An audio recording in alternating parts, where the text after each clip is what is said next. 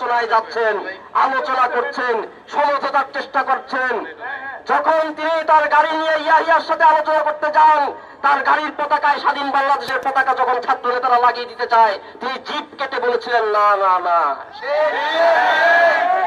যিনি প্রধানমন্ত্রী হতে চেয়েছিলেন, যার দলের নেতারা পার্লামেন্টারি পলিটিক্স করেছে, ক্ষমতা চেয়েছে, এমপি মন্ত্রী হতে চেয়েছে, জনগণের আন্দোলন সংগ্রামের অভিমুখে তারা তখন বাধ্য হয়েছেন স্বাধীনতার কথা মুখে উচ্চারণ করতে। এবং পুরো বাংলাদেশের জনগোষ্ঠীর সামরিক অফিসাররা, সৈনিকেরা ক্যান্টনমেন্টের অরগল ভেঙে বিদ্রোহ করে বের হয়ে এসেছেন। শ্রমিক, কৃষক, ছাত্র জনতা একের পর এক অস্ত্র হাতে তুলে নিয়েছেন। তখন এই গোষ্ঠীটির লেজ গুটিয়ে একটি বিশেষ দেশে পালিয়ে গিয়েছিল। তারা কেউ তাদের মধ্যে কেউ নেতৃত্ব দেওয়ার জন্য এখানে ছিল না। সেখানে থেকে তারা নিজেদেরকে মুক্তিযুদ্ধের নেতৃত্ব দাবি করেছে। বাংলাদেশের মানুষ বিশ্বাস করতে ভালোবাসে, বাংলাদেশের মানুষ তাদের বিশ্বাস করেছিল। তারা দেশে ফিরে এসেছে। দেশে যারা মুক্তিযুদ্ধ করেছিল, ন্যাপ সহ, বামপন্থী সহ বিভিন্ন পন্থী দলগুলো, মাওলানা ভাসানীর দল সহ সকল দল মত এক হয়ে যেখানে নেতৃত্ব দিয়ে যুদ্ধ করেছে, সেই যুদ্ধ তারা নিজেরা বলল আমরা আমাদের মতো সংবিধান ঘোষণা দিব।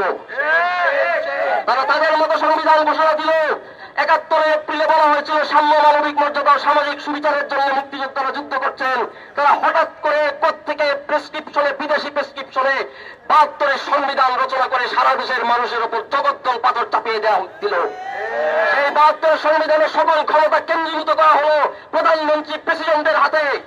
সেখানে সকল ক্ষমতা কেন্দ্রীভূত করা হলো এক ব্যক্তির হাতে। পরবর্তীতে এই ধরনের ভান অভিনয়কেও ছুঁড়ে ফেলে দিয়ে ৭৫ বাকশাল কায়েম করে বাংলাদেশে গণতন্ত্রকে কবর দেওয়া হলো, জনগণের আকাঙ্ক্ষাকে কবর দেওয়া হলো। বাংলাদেশের মানুষের বিশ্বাসঘাতকতা ভুলে নাই। ৭২ থেকে ৭৫ অসংখ্য মুক্তিযোদ্ধা বাংলাদেশে বিদেশি আগ্রাসনে প্রতিবাদ করতে গিয়ে, প্রতিরোধ গড়ে তুলতে গিয়ে নিহত হয়েছে এই বাকশালী ফ্যাসিস্ট মুজিববাদীদের হাতে। এই মুক্তিযোদ্ধারা কি মুক্তিযোদ্ধা না? আমরা জানি সারা দেশে, সারা বিশ্বে বারবার বিভিন্ন জাতি তাদের মুক্তি সংগ্রাম করেছে। ভিয়েতনামে তারা ফ্রান্সের সাথে যুদ্ধ করেছে, পরে আমেরিকার সাথে যুদ্ধ করেছে। একটি জাতির মুক্তি সংগ্রাম শুধুমাত্র একটি যুদ্ধে সমাপ্ত হয় এরকম কোনো কথা নাই। বাংলাদেশে ৭১ পরে আমরা দেখেছি বাংলাদেশের নদীগুলো কিভাবে শুকিয়ে মেরে ফেলা হয়েছে, বাংলাদেশের নদীগুলোতে একের পরে কিভাবে বাদ দেওয়া হয়েছে, কিভাবে এখানে প্রোডাক্ট ডাম্পিং করা হয়েছে, কিভাবে এখানে সীমান্তকে অনিরাপদ করে তোলা হয়েছে, বাংলাদেশের সার্বভৌমত্ব হস্তক্ষেপ করা হয়েছে, বাংলাদেশের সেনাবাহিনীকে আঘাত করা হয়েছে ষড়যন্ত্রের মাধ্যমে। বারবার এগুলো করা হয়েছে। আমাদের স্বাধীনতা ও সার্বভৌমত্বের প্রশ্নে আমরা ৭১ একটি মানচিত্র পেয়েছি, লক্ষ লক্ষ শহীদ ভাই বোনদের আত্মত্যাগের মাধ্যমে। কিন্তু আমাদের স্বাধীনতা সার্বভৌমত্ব পূর্ণাঙ্গভাবে অর্জিত হয় নাই। আমাদের লড়াই চলমান। এই চলমান লড়াইয়ের জন্যই ৭২ থেকে ৭৫ অনেক মুক্তিযোদ্ধা নিজেদের জীবন বিলিয়ে দিয়েছেন। আমরা ২৪-এর গণঅভ্যুত্থানকারীরা সেই লড়াইয়ের উত্তরাধিকারী।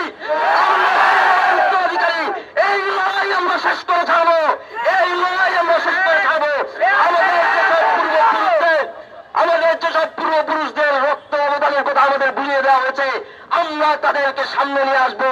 তাদের অনুপ্রেরণাকে আমাদের সামনে রেখে আমরা প্রয়োজনে আমাদের দেশকে মুক্ত করবো অথবা শহীদ হবে ইনশাআল্লাহ।